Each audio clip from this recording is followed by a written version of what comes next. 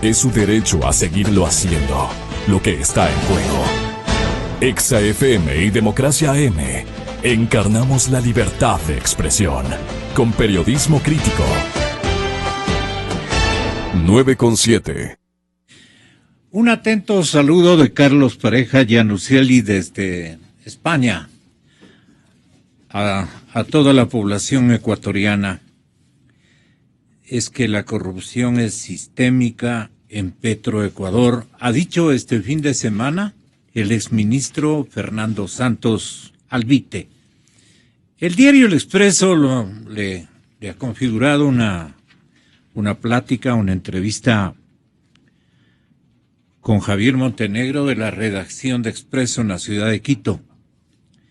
Y aquí,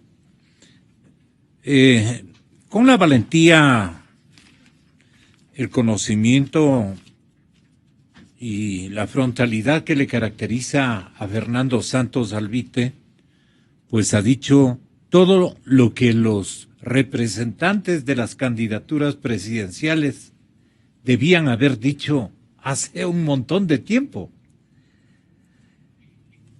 No creo que los candidatos estén en este momento manejando los argumentos y las herramientas que la coyuntura les permite obtener para hacer campaña y resucitar el sentido común de los ecuatorianos, si es que lo tienen todavía. Yo le felicito y le agradezco, doctor Santos, por su enorme valentía. Y no creo que sea un asunto tan difícil de decir lo que se conoce. Aquí usted dice claramente, las autoridades apuntan al exgerente Alex Bravo, pero él era el tesorero. Esto va más arriba, dice Fernando. Hay que entender que la corrupción arrastra ineficiencia. Esto no es favorecer al candidato Lenín Moreno cuando yo traigo a colación estos enunciados y denuncias concretas de una persona que conoce del tema y que además tiene valentía para decirlo. Los íntimos amigos de doña Cintia, los íntimos amigos del general, los íntimos amigos de don Guillermo, no aprovechan las coyunturas que tienen este momento como para reflejar la realidad de un gobierno que busca poner nuevamente a otro candidato en el solio presidencial. Esto no es una verdad. Le pregunto al radio oyente, pero yo me estoy metiendo mucho a profundidades que no me competen, porque yo no estoy de candidato ni soy militante de ningún partido político. En refinerías de Esmeraldas, en refinerías como la del Pacífico, en el gasoducto Monteverde, hay sobreprecios y hay redes que guardan corrupción. Hay que cambiar de arriba abajo a la empresa pública. ¿Quién lo dice esto? Fernando Santos Albite. Javier Montenegro tiene incluso los audios, pero nosotros hemos logrado molestarla a Fernando Santos para que tenga la bondad de manifestarnos que por ejemplo, es una circunstancia que hay que investigarla y que hay que darla a conocer a la ciudadanía. Hay que darla a conocer a la ciudadanía. Pareja Cucalón está aquí para también orientarnos en lo que conoce de Pareja Giannuselli. Pareja Giannuselli está ya ausente. Se ha ido hace un montón de tiempo, creo que 5 días antes de que le vincule el señor fiscal, dinámico como es. en este tema.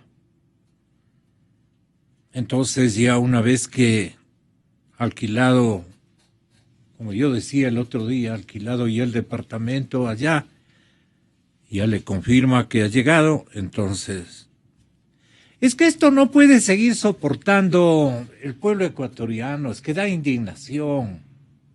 No sé qué opinan ustedes. Ustedes tienen en este momento la palabra técnica, la del conocimiento técnico, y también de el conocimiento de los milagros que se han estado realizando desde hace 8, 9 años. Usted mismo, ¿cuántas ocasiones, Jorge, a nombre del Foro de Opinión Petrolera, en unos casos del que se ha burlado a veces del señor presidente de la República, lo ha dicho? Y cada uno de ustedes, don Alfredo Vergara, Jorge Pareja, el exministro Flores, Marco Flores Troncoso, nos han dicho, está muy mal el escenario público, hay que rescatarlo. Hoy es la oportunidad, pues en campaña electoral, de hacer mirar las cosas, pero no con medio telón cerrado, pues. Entonces, ¿quiénes son los candidatos que van a aprovecharse de la situación? Los que quieren llegar a la asamblea, ¿no?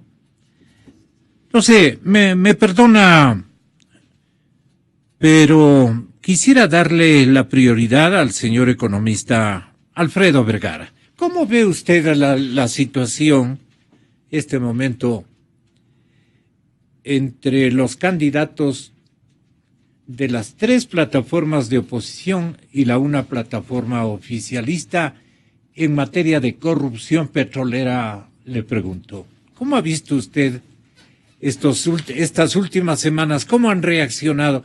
¿Y qué sabe la gente? ¿Qué buscaría la gente como signo orientador de esta hora? Muy buenos días, Alfredo. Muy buenos días y saludo también a mis 3 compañeros de panel.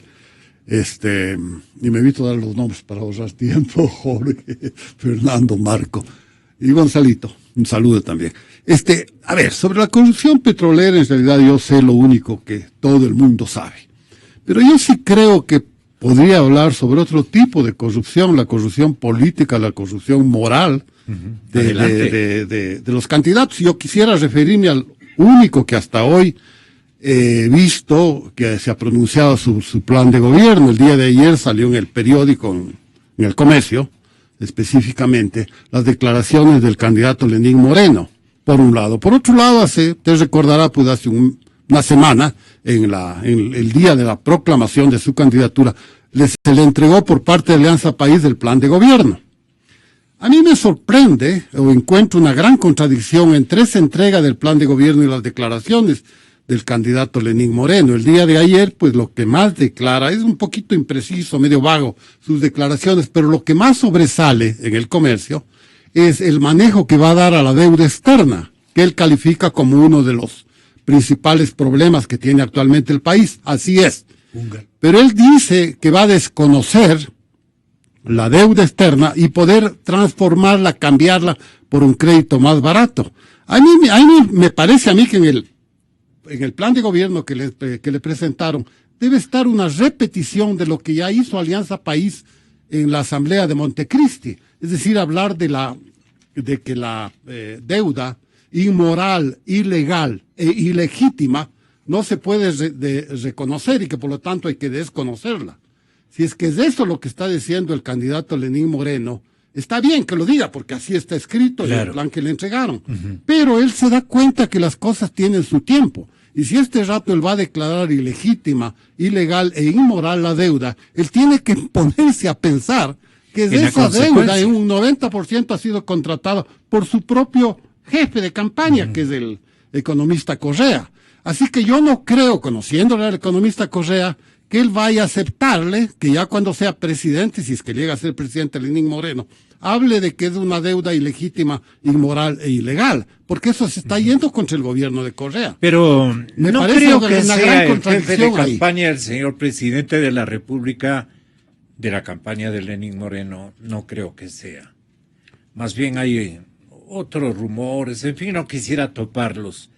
Pero yo creo que Lenín Moreno, el esfuerzo que hace Jorge Pareja es aclarar de que él no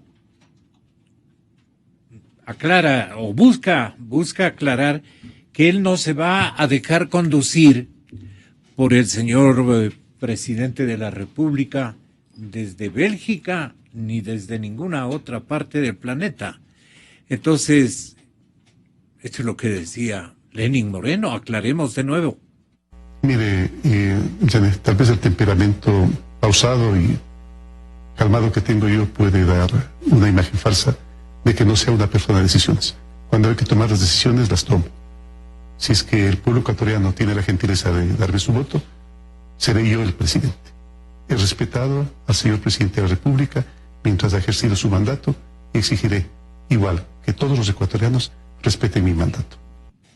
¿Tiene razón con esta disculpa o esta aclaración que especifica Jorge Pareja, Cucalón? Bueno, nadie puede saber lo que realmente pasará. Es muy difícil predecirlo. Pienso yo que las declaraciones del señor Moreno son buenas, en el sentido de que serán bien recibidas. Cuán reales puedan ser a futuro, no lo sé. ¿Qué? No lo sé. Porque indudablemente a Lenín Moreno se lo exportó a Ginebra durante una serie de número de años, justamente para apartarlo de la vista del público ecuatoriano. Hay que admitir que Ginebra es un lindo sitio para vivir, tiene muy buena comida, hay una linda vista al lago, está cerca de Francia.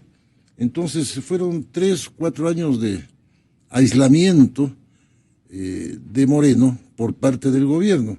Yo pienso de que realmente la línea de modelo económico de ese país continuará con el señor Moreno. Ahora, que no lo diga en este momento me parece obvio.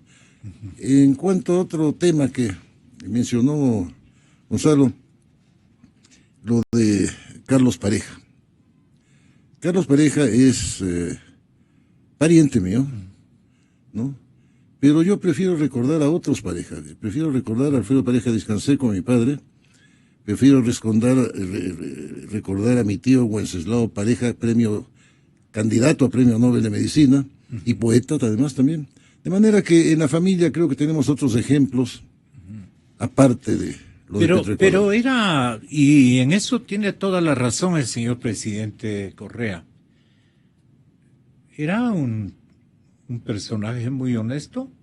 Yo mismo a Carlos Pareja lo tenía de consentido en mis entrevistas petroleras. Venía con mucha frecuencia a nuestra estación de radio. Y era un hombre, en efecto, más bien de una línea muy independiente, que atacaba y acusaba con frontalidad los desarreglos que causaban y provocaban otros actores petroleros de las épocas, ¿no? Y Fernando Santos, este momento su vecino y su queridísimo amigo. El exministro dice, sí, en realidad era una buena persona. ¿Cómo conoció usted a su primo? Ay, Dios mío, eso es muy antiguo. El padre de él era funcionario de Pepsi-Cola internacional y vino a inaugurar las plantas de Pepsi-Cola en Guayaquil y en Quito hace muchísimos años, el año 60, por ahí. Ahí lo conocí y muy brevemente. Y después, pues, conocí muy brevemente también a Carlos, ¿no? Cuando recién iniciaba su carrera como ingeniero químico. Pero ese no es el problema, mire, eso de la relación, como decía alguien, los parientes... No, pero lo que da a entender Fernando Santos que se corrompió en este gobierno. No sé. Mire, lo que sí es cierto... ¿Qué colige usted como familiar? ¿Ah? ¿Qué colige usted como familiar? ¿Qué? Mire, como familiar no tiene nada, ni importancia. Ya. Como se dice, los familiares Entonces, los manda ¿cómo? Dios, los amigos los hago uno, ¿no? Entonces, francamente, no También sé es cierto, qué momento claro. se hizo o no se hizo. Lo que sí sé es que desde el primer día de este gobierno se evitó en Petroecuador y en cualquier otra actividad económica del régimen las licitaciones. Petroecuador, ¿qué hacía antes? Petroecuador tenía que hacer, construir algo, un edificio, una planta de X. Se hacía una licitación internacional con sobre cerrado. ¿Qué es lo que hacía Petroecuador cuando tenía que vender crudo? Llamar a un concurso internacional mediante publicación en la prensa internacional que a tal hora se va a recibir una oferta. Y en un comité especial se abría los sobres y se otorgaba el contrato pues a quien mejor precio ofrecía. Y así absolutamente en todo, tanto Fernando cuando ministro como yo cuando ministro, conocemos el sistema. Pero con este gobierno cesó totalmente el sistema licitatorio. Este momento, por ejemplo, los créditos o las ventas futuras a China, que tanto peso nos cuestan, tanto peso específico de dinero, de deuda, etcétera. Primero hay que ver en qué consisten estos contratos, porque no lo saben, son secretos. ¿Qué precio se les ha dado del crudo? ¿A qué plazo? Sabemos el interés. No son 7 y pico %, algo así, me acuerdo recordar más o menos, que es altísimo a niveles internacionales. La refinería de Esmeraldas, que fue diseñada para, como bien saben Fernando, para un crudo de 28 grados API. Y este momento está trabajando con un crudo de 24.3 grados API. Y el plan original era cambiar ciertas piezas claves de la refinería por alrededor de $100 y pico millones. Ahora, por algún problema de multiplicación, que quizás mis matemáticas no alcancen para eso, se convirtió en más de 10 veces por encima de ese presupuesto. Estamos hablando de 2.000 millones. Pero eso no es lo único. Tenemos el campo de la planta de Monteverde para gas. Por un lado, el gobierno nos dice que hay que suspender el consumo de gas o rebajar el consumo de gas, lo cual me parece muy sensato, por supuesto. Y hay que comprar cocinas de inducción. Si eso es cierto, ¿para qué diablos hicimos un proyecto de $750 millones en Monteverde? No sé. Bajo Alto, para procesar el gas del Golfo de Guayaquil de 20.000 o algo así billones cúbicos de gas al día. ¿Qué hacen? Hacen sin licitación una planta sin estudio de suelos que, como es pantanoso, estamos hablando de la provincia del Oro, la costa, pantanoso se hunde, y también sin licitación. Tenemos el caso de la refinería del Aromo. Aparte de consideraciones básicas de sentido común, el Aromo está al sur de Manta. Los vientos, que le pregunten al Instituto de Meteorología, los vientos prevalecientes en esa zona son de sur a norte. Es decir, una refinería, por buena que sea, va a tener emisión de gases y químicos. O sea, vamos a bañar a los bañistas, perdón la redundancia, del sector turístico de Manabí, con gases de la refinería.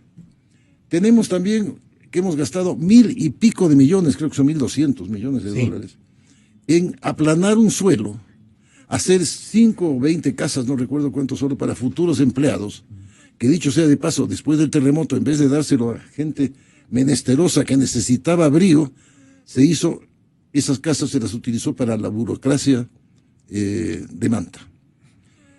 Tenemos después una refinería presunta del Aromo que ya va a cumplir 10 años, creo que va paralela con este gobierno.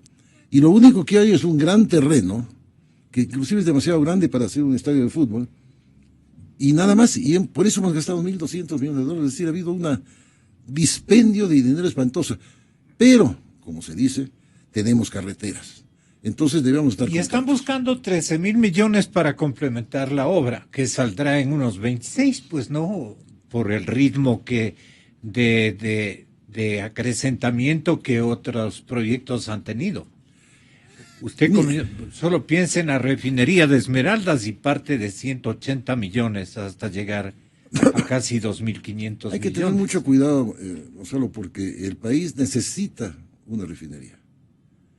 No, necesita. Nosotros Pero tenemos, no una que se daña cada rato. Tenemos una... ¿Por qué no le informa a su colega qué es lo que ha venido pasando? Decir una cosa para terminar, claro, Gonzalo. Encantado. Tenemos un déficit de producción muy alto. Son como 70.000 barriles diarios de productos que tenemos que importar. Eso es lo que nos van a vender como cosa negativa. Pero el precio de 13.000 millones de dólares frente a ese déficit es exagerado y no tiene sentido. Si hay que hacer una refinería, habrá que hacerla con un estudio nuevo, en un sitio apropiado y del tamaño apropiado. Eso. Doctor Fernando Santos, quiero que le escuche al señor presidente de la República referirse a este tema el sábado anterior. Pero parece que este señor Alex Bravo solo ha sido el tesorero.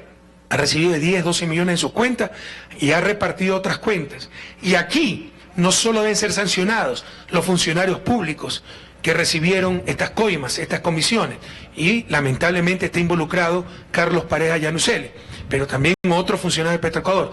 Tienen que ser responsables los empresarios que dieron esas coimas, porque son parte de la corrupción, compañero.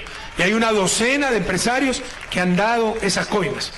Tenemos que erradicar de raíz este mal tan nefasto como la corrupción. Y seremos los primeros en llegar hasta las últimas consecuencias. De hecho, esta investigación ha sido gracias al impulso que se ha dado de la presidencia, de la Secretaría Jurídica, de la vicepresidencia y sectores estratégicos para que se siga investigando este terrible caso de corrupción, probablemente el más grave que se ha presentado en 10 años de gobierno, de coimas en la refinería de Esmeraldas y empresas fantasmas en Panamá, donde se han recibido los depósitos, comisiones, coimas, ¿no? Por supuesto, ilegales, malavidas, ilegítimas, etcétera. Son las grandes decepciones que uno se lleva en la vida, ¿no? Carlos Pareja Yanusele, yo lo conocí en el 2005, cuando era ministro de Economía del gobierno de Alfredo Palacios, y él fue, me parece, gerente de Petroecuador, y lo pusieron ahí las organizaciones sociales, lo impulsaron ciertos grupos, los mismos trabajadores de Petroecuador, por ser un tipo totalmente honesto, y cómo defendió los intereses de Petroecuador, cómo impulsó la caducidad de Oxy.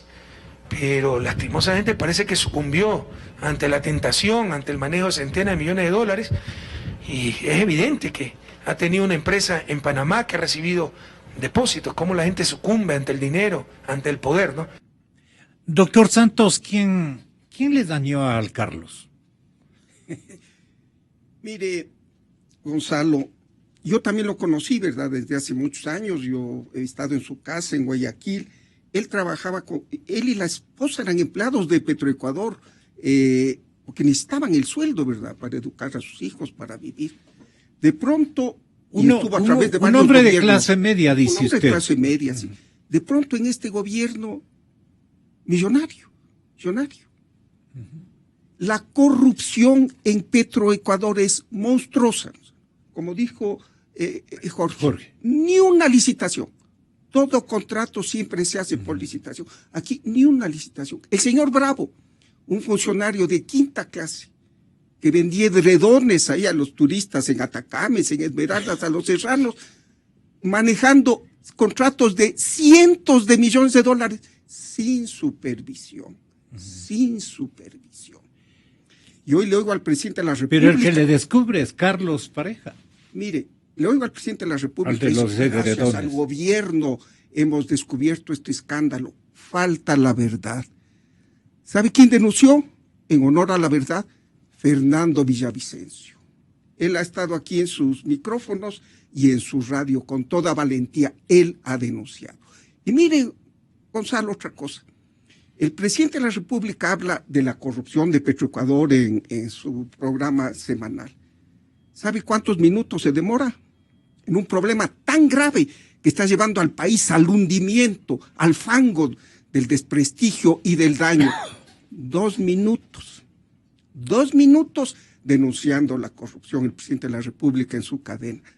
¿Sabe cuánto habló del Festival del Hornado en una cadena anterior? 6 minutos. O sea, parece más importante el Festival Mundial del Hornado que combatir la corrupción. ¿Por qué? Porque sabe que la corrupción es del gobierno y quiere desviar la atención.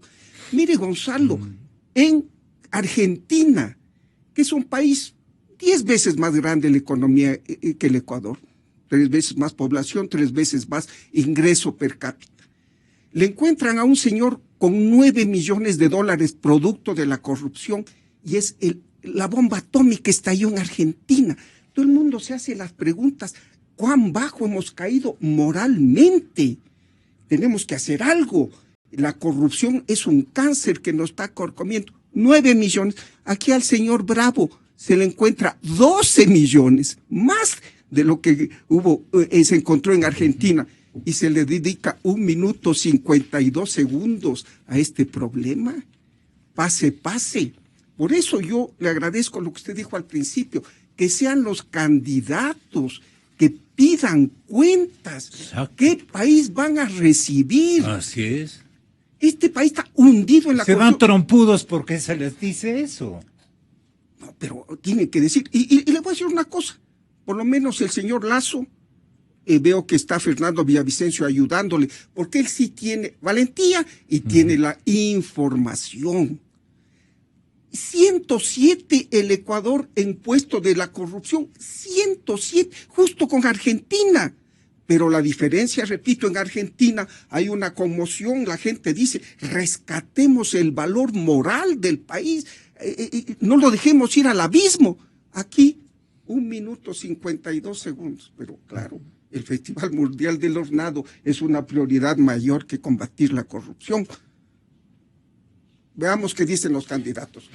¿Cómo era Carlos Pareja Yanuseli? Porque le teníamos la mayor cantidad de ciudadanos, en mi caso por comunicador, yo lo conocí, le teníamos confianza y mucha fe.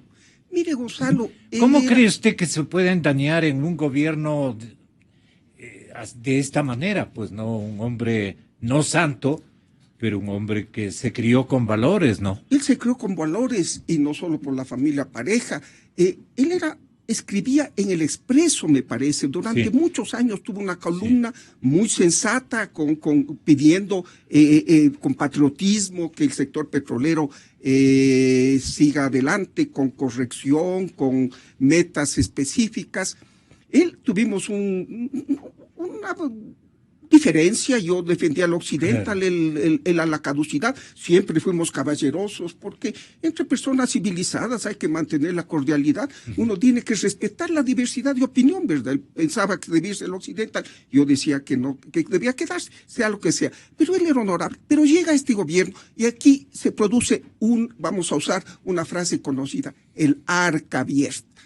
Este gobierno, cuando entra ese torrente de dinero petrolero y de deuda, se convierte en una arca abierta.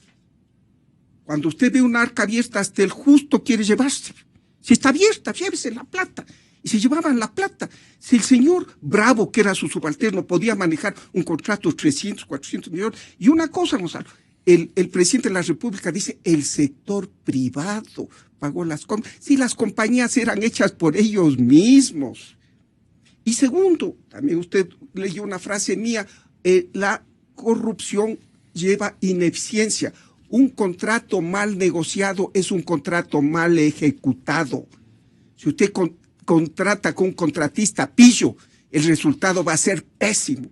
Aquí se ha denunciado que la refinería de Esmeraldas no sirve para nada. Los combustibles siguen siendo de pésima calidad. No se aumentó un barril de capacidad. Y la planta se para cada rato. Entonces, Pareja viene a ver este festival de dinero, ve un arca en la mitad de las oficinas de la refinería donde todo el mundo se llevaba la plata. Sucumbió, como el presidente dice, sucumbió. Si usted ve todo el mundo llevándose plata de un arca llena de billetes, se necesita ser con unos valores muy sólidos. Fíjese, hay una famosa anécdota en el mundo árabe que dicen que el rey, para nombrar primer ministro, les hacía pasar a todos los candidatos por un cuarto, en donde había joyas, en donde había diamantes, donde había zafiros, rubíes, coronas. Y después llegaban donde él y les decían baile. El que bailaba más ligero porque no llevaba cosas en el bolsillo, ese le nombraba. Porque se resistió la tentación, pasó por donde había plata y no se la llevó.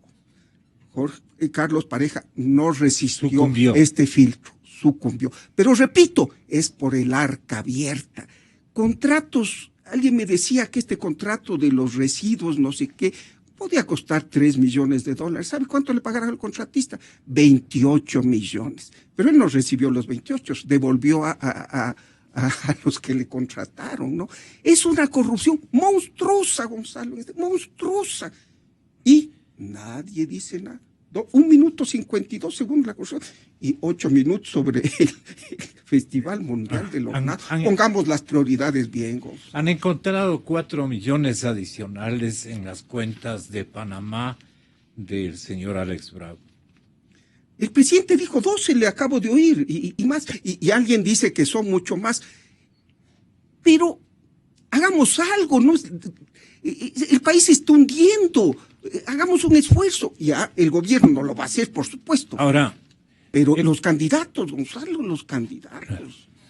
¿A usted le parece justo, exministro Marco Flores, de que esto pague el candidato Lenín Moreno? Pague en términos de que le van a decir, pero si en tu gobierno han robado de esta y de esta otra manera. Es un gobierno corrupto. ¿Cómo quieres reprisar a otro gobierno de iguales características? ¿Eso es justo para Lenín Moreno? ¿O usted piensa de otra manera? Economista Marco Flores, buenos días, bienvenido. Buenos días, Gonzalo, gracias por invitarme. Saludo a los compañeros de la mesa y a su radio audiencia. Yo lo que creo que no es justo es que la factura de todo este pésimo manejo que se ha hecho, particularmente de la economía, se la pase a la gente, a las familias y a las empresas ecuatorianas. Y por eso pienso que ahora que estamos en la precampaña, los candidatos a la presidencia deben realmente contarle al país cómo van a hacer para solucionar los problemas. Porque yo oigo algunas declaraciones importantes, pero oigo otras que son muy generales. Yo me he permitido identificar 5 puntos o 5 renglones que a mi juicio definen la terrible crisis económica que vive el Ecuador y que me gustaría escuchar qué van a hacer los candidatos. El primero es la insostenibilidad del gasto público. El Ecuador no tiene capacidad para sostener el gasto público que viene manteniendo con la creación de este Estado anacrónico, obeso, durante los 10 últimos años. En segundo lugar, algo que es gravísimo, es la insostenibilidad de la deuda pública. ¿De la deuda? De la deuda pública. O sea, el problema de la deuda pública es un problema sumamente grave, luego voy a explicar por qué y voy a dar algunas cifras. El tercero tiene que ver con un país saturado de impuestos excesivos y de otros impuestos inútiles y perjudiciales. El cuarto tiene que ver con la carencia absoluta de inversión extranjera directa y ahora también de la nacional.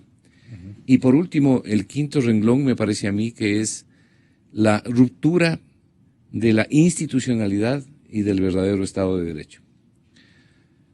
Sobre el tema de la deuda, yo he escuchado algunas cifras que se han dicho por parte de varias personas que usted entrevista, y permítame señalar lo siguiente, para que el país se dé cuenta de la magnitud del daño de lo que significa esto. En el año 2011, no hace mucho, el Ecuador pagaba por servicio a la deuda. El servicio a la deuda es la suma de la amortización más los intereses. El Ecuador pagó $1.800 millones. El año pasado pagamos $7.728 millones. Es decir, un crecimiento brutal que significa más del 20% del presupuesto del Estado. En algún momento, o ya me he referido aquí mismo en estos micrófonos, de que no existe un solo país en el mundo que pueda sostener su presupuesto con base a mayor endeudamiento y a mayores impuestos. Esto va justamente en la dirección contraria de la que debe seguir la economía.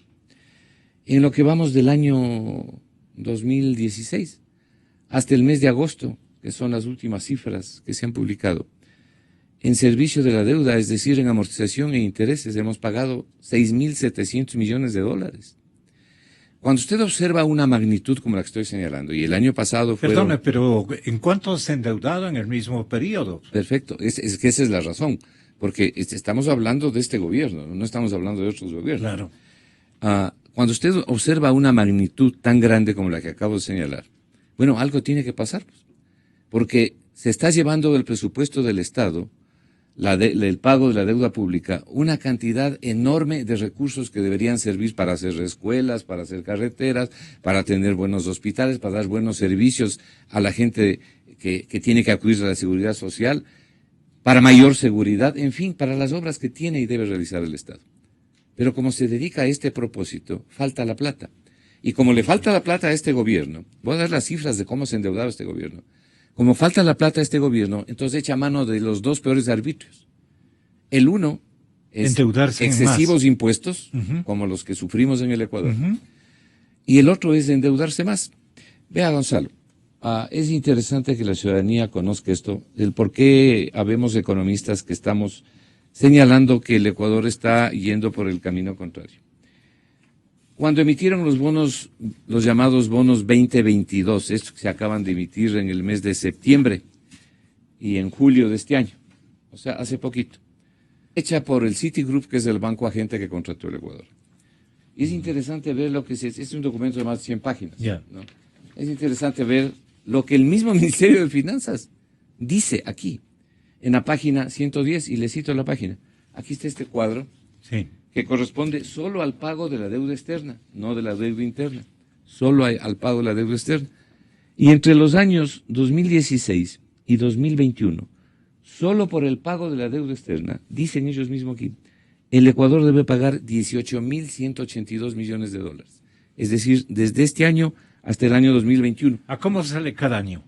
Bueno, estamos hablando de 6 años, sobre 3.000 millones de dólares, solo por deuda externa, ¿no? Claro. La deuda interna es bien grande también. Entonces, esto es lo que tiene que pagar el Ecuador. ¿El Ecuador tiene posibilidad de pagar esto? No, no puede pagar. No va a poder. Entonces, yo he oído algunos candidatos que Pero dicen... pone el remedio el candidato, porque yo tengo que ir uniendo a la campaña estas cosas. Claro. El candidato oficialista dice, exministro, bueno, yo lo primero que voy a hacer es contratar deuda más barata para canjearla con la deuda cara. Usted que ha sido ministro, ¿esto se puede hacer? ¿Se podría hacer? ¿Le prestarán a la mitad, por lo menos a la mitad, o por lo menos a la tercera parte, alguna cosa así, para que resulte el negocio, ¿no? ¿Y por qué no ha hecho eso el señor presidente Correa? Pues teniendo semejante idea de su vicepresidente, ¿por qué no haría? Okay. Me pregunto. Permítame señalar primero lo siguiente. En junio del año 2010, luego del sexto default de la deuda pública ecuatoriana y luego del no pago de los bonos AGD de 1.236 millones de dólares, la deuda pública total del Ecuador era más o menos 10.000 millones de dólares. Hoy la deuda reconocida por el Estado ecuatoriano y publicadas las cifras está en los 38.000 millones de dólares. Pero a eso hay que sumarle otros al menos 10.000 millones de dólares más de deuda no reconocida.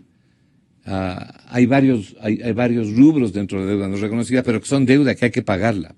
De manera que en realidad la deuda ecuatoriana está superando los 47.000 millones de dólares. Esa es la verdad. Entonces, cuando usted dice, tenemos que renegociar la deuda, eso es como declarar el amor a la patria. Claro, hay que renegociar la deuda. El problema es cómo lo van a hacer, pues. Yo personalmente creo que el señor Moreno tiene razón cuando ha dicho que hay que buscar un canje de deuda. Eso es lo que yo creo que hay que hacer básicamente. Pero esa es la declaración. Luego viene la parte fundamental. Primero, señalemos lo siguiente. Los contratos que el Ecuador tiene con China no tienen legislación ecuatoriana. Es decir, no están sujetos a la legislación ecuatoriana. Y los bonos soberanos que ha emitido este gobierno, los 5.500 millones de dólares en bonos soberanos que lleva emitidos este gobierno en los últimos 2 años, la legislación es el Estado de Nueva York. O sea, allá hay que ir a renegociar. Y cuando usted sienta a los chinos o sienta a los de los acreedores de la deuda y le dice, ¿sabe qué? Quiero que me renegocie. Entonces le va a decir, ¿cómo así? ¿Usted quiere que le renegocie? ¿Por qué? No es que no son idiotas.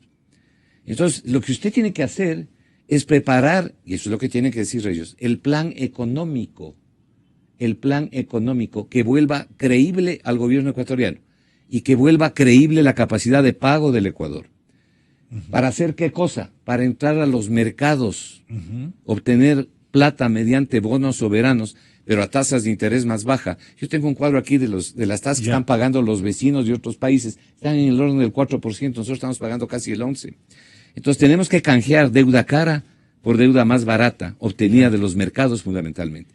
Pero entonces tiene que cambiar el modelo, Alfredo, tiene que cambiar el modelo económico que ha venido usando el señor presidente Correa, con otro totalmente distinto, y contratar o proponer o persuadir a otro equipo de pensadores, de estrategas económicos macros, para que le puedan ayudar a construir precisamente una propuesta, digamos que a los chinos y a los otros prestamistas.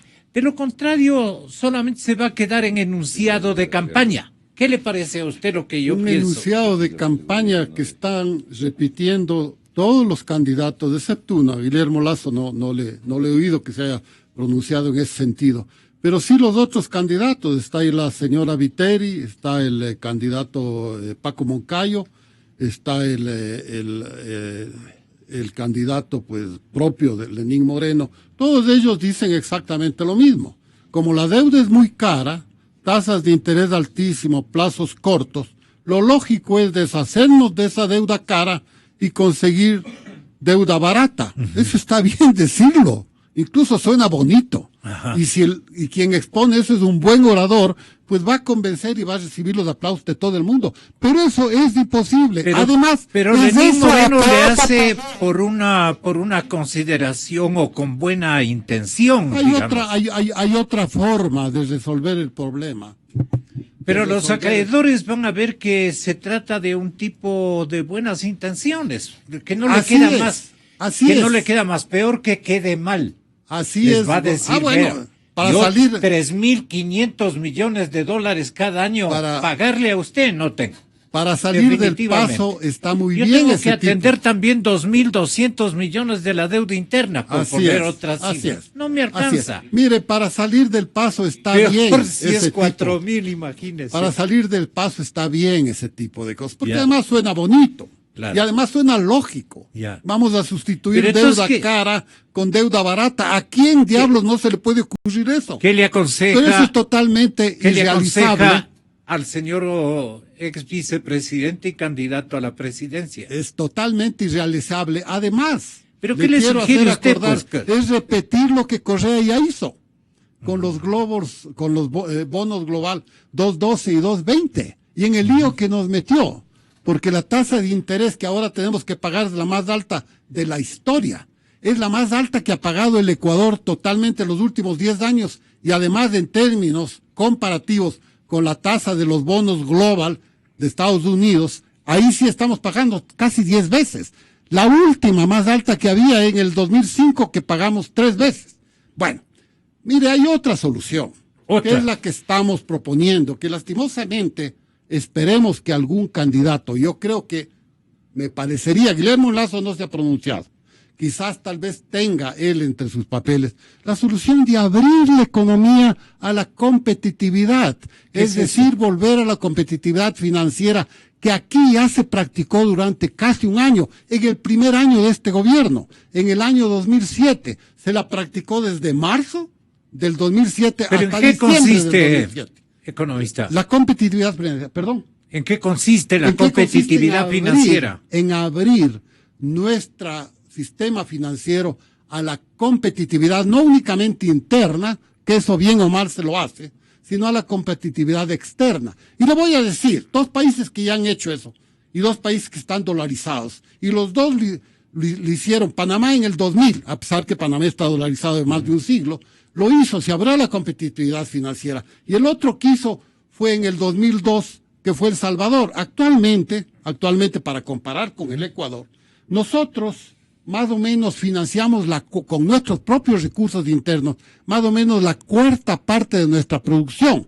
los recursos internos del crédito interno que sea en cooperativa, todos los bancos, etcétera, es más o menos 25.000 millones. Nuestro Producto Interno Bruto es 100.000 millones. Alcanzamos a financiar la cuarta parte, el 25%. El Salvador, que se dolarizó un año después de nosotros, que no tiene todos los recursos naturales que nosotros tenemos, no, porque nosotros somos mucho más ricos, mucho más pequeños, alcanza a financiar el 50% de su Producto Interno Bruto con deuda, no con deuda, con recursos internos, su sistema financiero privado.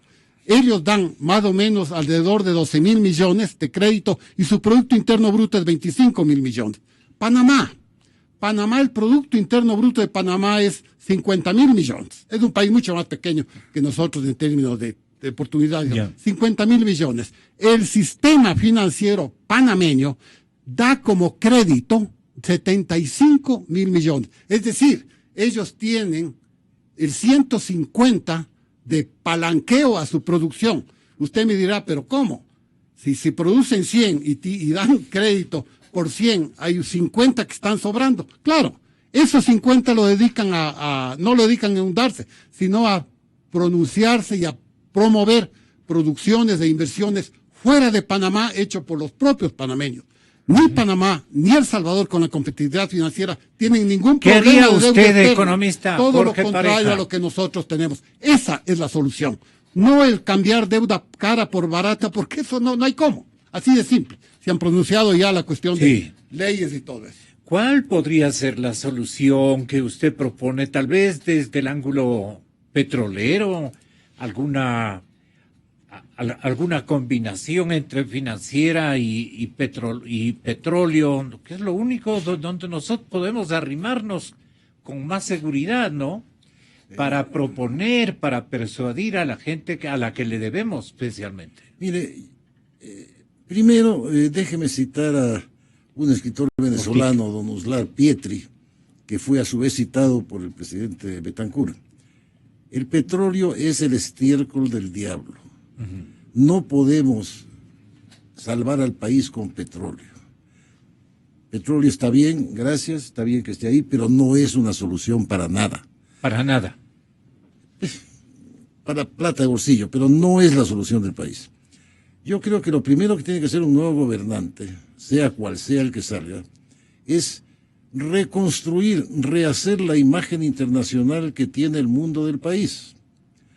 Porque esa imagen internacional es la que repercute en tasas de interés altas, en la mala fama que tenemos, etcétera. Usted recuerda hace poco, cuando se presentaba en Naciones Unidas el presidente Temer de Brasil, nosotros como muchachos malcriados salimos de la sala de sesiones en Nueva York, junto con Venezuela, Bolivia y alguien más, ¿no? Es decir, tenemos que rehacer la imagen del país, sin caer en sumisión a nadie, pero tener una personalidad propia de país y rehacer nuestra imagen. Eso es lo primero. Lo segundo es mecánica financiera, como bien anotó Alfredo o Marco. No es cuestión de salir al día siguiente del nuevo gobierno, quien quiera que sea, decir, a ver, hágame el favor de cambiar mis bonos del 10% por estos del 4%. Sí, está bien, yo también quiero que Papá Noel me traiga un Mercedes-Benz en Navidad, pero no creo que vaya a ser muy fácil, ¿no? El petróleo, revisando ya el tema antipático del petróleo. Mire, durante 10 años, este gobierno ha olvidado el axioma básico de cualquier petrolero. Es lo que en petróleo llamamos la tabla del 1. Todos sabemos la tabla del 1, 1 por 1, 1, 1 por 2, 2. El 1 por 1 quiere decir que por cada barril que yo produzco, tengo que reemplazar un barril de reservas recuperables. Eso no se ha hecho. Las reservas hoy día son las mismas que había en el año 2004, 2005, con excepción de estas reservas adicionales inservibles que con gran bombo publicitario se dieron a conocer en el ITT. Crudo de 12 grados API, de precio bajísimo, y que no sirve. Pero recordemos, hace 3 o 4 años hicieron estas reformas contractuales a varias compañías. En aquel entonces el señor presidente de la República hablaba de que el costo de producción de petróleo en el Oriente era de $24 o $30 el barril. El otro día el gerente de Petroamazonas nos explicaba que el costo de producción del barril de petróleo en ITT era de $12. Es decir, alguien tomó la cifra mal. Personalmente yo pienso de que el costo de producción tradicional de los campos petroleros del Oriente, los antiguos, debe estar entre 7 y 8, $10, no más. Sin embargo, se les regaló a las compañías tarifas de hasta $35. Son contratos que habrá que revisar. Hablando del tema petrolero, que ya le digo secundario, para mí el primario es el rehacer la imagen del país. El petróleo hay que trabajar mucho, hay que buscar inversión buena. Por inversión buena quiero decir capacidad económica y capacidad técnica, que se han alejado del país. Fernando Santos. Mire, Gonzalo, ha habido una experiencia muy saludable en un país latinoamericano que se llama Guatemala. Guatemala le llamó a las Naciones Unidas y le dijo, mire, señores de las Naciones Unidas, el cáncer que está carcomiendo a Guatemala es la corrupción. Ayúdenos con una comisión anticorrupción. Y crearon esta Comisión de Naciones Unidas contra la Corrupción en Guatemala. ¿Y quiénes eran los capitanes de la corrupción? Y quizás sucede también en otros países. El mismo presidente y la misma vicepresidenta. Vea eso. Y están en la cárcel los dos. Y la corrupción bajó notablemente. ¿Por qué no tomamos un ejemplo tan saludable así? Les pueden corromper a los mismísimos de las Naciones Unidas. Pues ya hemos visto que gente, digamos, no de la talla, pues no, tampoco Carlos Pareja, alguna, como todos los hombres, pues alguna circunstancia especial debe haber tenido, que fue susceptible de que le cambien los valores, ¿no? Pero aquí le pueden corromper a quien quiera. El equipazo que se manejan aquí, en donde intervienen absolutamente todos los actores administrativos del Estado, es terrible. Y no me refiero solo a este partido que está ahora en el gobierno. Y ya la destreza de corruptos ya la asomaron hace algún tiempo. Y eso se ha venido perfeccionando. Pero claro, en la última instancia la cosa se ha puesto muy difícil. ¿Alguna otra cosa que nos pueda hacer percibir un poco de aliento de oxígeno a los ecuatorianos? Mire, Gonzalo, el Ecuador es un país rico y es un país relativamente pequeño en producción. Yo creo que bien manejado podemos producir más petróleo, tenemos 2 oleoductos, llevar 850,000 barriles al día a exportación. Es un país agrícolamente bendecido, el mundo necesita alimentos, muchos países industrializados ya se están dedicando a la economía terciaria o cuaternaria, los servicios, la inteligencia, pero hay que comer, hay que comer por lo menos unas 2 veces al día. Este es un enorme potencial, pero oigo... Lindo país. ¿Cómo escogemos, ¿Cómo le pedimos a la colectividad que apoye un perfil adecuado en esta coyuntura tan compleja? Mire, dejar trabajar al sector privado. El Estado sí, ha pero aprobado... ¿quién es el candidato para usted que más o menos de los 4 reuniría esa condición? O 1, o 2, o 3, ojalá fueran los 4. Mire, le soy sincero, todavía sigo indeciso. A mí me gustan, cualquiera menos el candidato oficial, ¿verdad? Menos el candidato oficial, porque va a ser el continuismo. Y me gustó una frase de lo que nos espera si gana este señor, que le respeto mucho como ser humano, por supuesto, la frase de la señora Luz de Estiván, que creo que la dijo en esta radio, que es tan inteligente y despierta y rápida, dijo, Moreno y Glass vienen por más. Lamentablemente eso es lo que va a suceder, ¿no? Dentro de los otros, todos respeto, pero todavía no me decido por cuál votar. Marco Flores, termina usted, economista. Bueno, yo solamente, con el respeto que merecen las opiniones distintas, pero yo solamente quiero aclarar que el canje de deuda es una figura válida, la hacen muchos países. Aquí la ha hecho Colombia, Perú, Chile, México. Está bien aquello. El problema no es en el canje. ¿Hay posibilidades de hacer ese canje? A esto es a lo que me quiero referir. El problema no es el canje de deuda, que es una figura válida, y también obtener recursos de los multilaterales, todo eso está bien. El problema es que para lograr eso, usted tiene que decir cómo va a manejar la economía. Claro. Le voy a señalar un ejemplo. Nadie va a querer darle $2 de los mercados internacionales. No va a obtener usted plata más barata para cambiar con créditos más caros. Si, por ejemplo, el Banco Central sigue haciendo lo que está haciendo. Mire, al mes de septiembre, los pasivos del Banco Central superan los 10.000 millones de dólares. Y lo que tiene para responder el Banco Central es apenas 4.400 millones de dólares. ¿Qué pasó con el resto de la plata? Solamente al gobierno central le ha entregado 4.000 millones de dólares. Y el resto a la banca pública. Eso es lo que ha hecho el Banco Central con la plata de terceros. Un asunto de esos. Tenga la bondad de repetirnos esto. ¿Cómo ha actuado el Banco Central en la entrega de estos recursos? ¿Cómo nos decía? Le decía que al cierre del mes de septiembre, de este mes de septiembre que acabamos de terminar, los pasivos del Banco Central superan los 10.000 millones de dólares. Pasivos exigibles, ¿no? Pasivos exigibles, plata que les pertenece a terceros. ¿A quiénes les pertenece fundamentalmente? A los bancos privados, o sea, a la gente, a las personas que depositan la plata ahí. Les pertenece además a las otras instituciones públicas que depositan dinero en el Banco Central. Eso suma 10.000 millones de dólares. ¿Y cuánto tiene para responder? 4.400. Si usted se mantiene en esta política, que es una política que el gobierno la sustenta, la mantiene y la fortalece, usted no va a conseguir lograr financiamiento a tasas de interés más bajas. Le estoy señalando un ejemplo. En agosto del año 2015, y hay razones para que esto sea así, no es de gana, ¿no? No es de gana que se le dice al Banco Central, vea, no haga esto.